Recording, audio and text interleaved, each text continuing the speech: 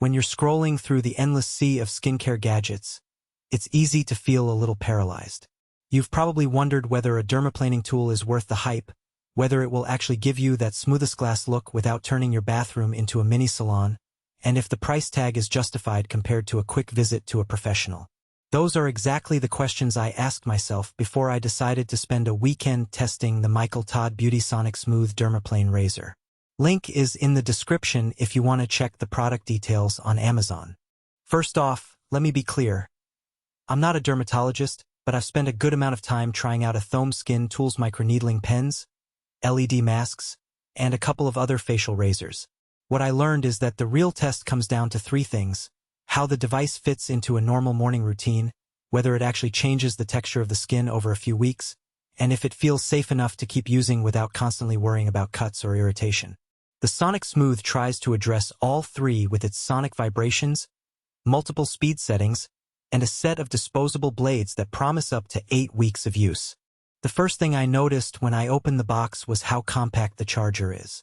It's a small USB-C block that tops out at about 3 hours for a full charge, which means you can slip it into a weekend bag and have it ready for a quick touch-up before a flight.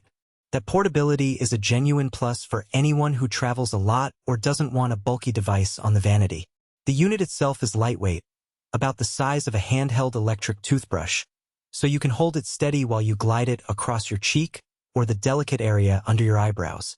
Now, the core claim of the Sonicsmooth is the 15,000 sonic movements per minute that supposedly lift hair and dead skin cells with less drag. In practice, the vibration is definitely felt, but it's not so aggressive that it turns the experience into a shaking massage.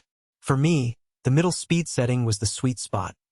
Fast enough to make a noticeable difference in the feel of my skin, but gentle enough that I didn't have to pause and check for redness after each pass.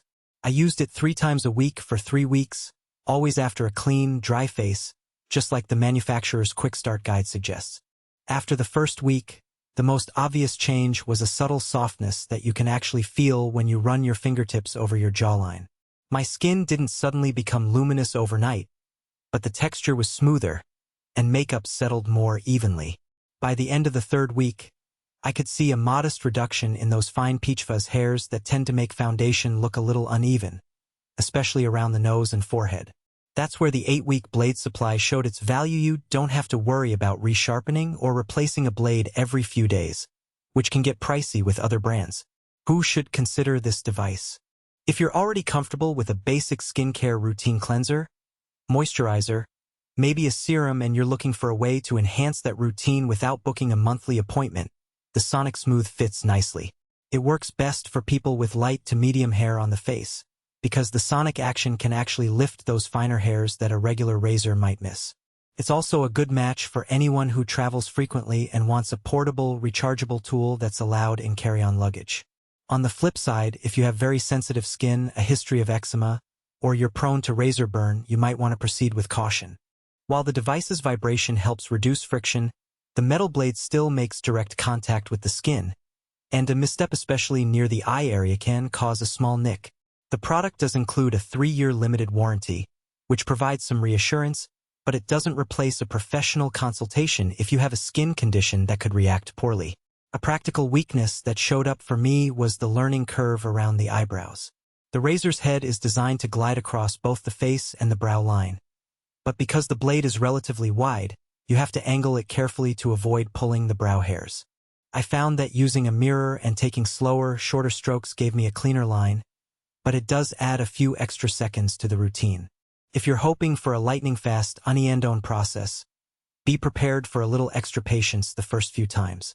Another point worth mentioning is the cost of the replacement blades. The starter kit comes with 8 weeks worth, which is generous, but the individual refills are sold separately and can add up if you plan on using the device year after year. That said, even with the ongoing expense, the total still tends to sit under what you'd spend on a handful of professional dermaplaning sessions, which often run $75 to $150 per visit. From